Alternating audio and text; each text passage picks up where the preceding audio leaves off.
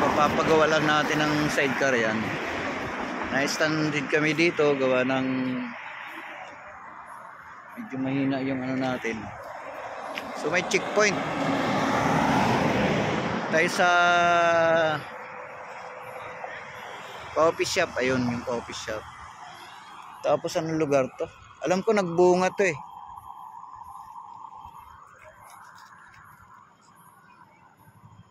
Yan. Dito tayo. Ayun may checkpoint dun.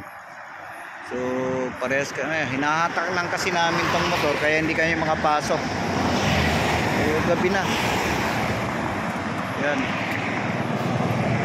Viral to, makita nyo. Viral to guys. Dito kami sa nagbunga guys.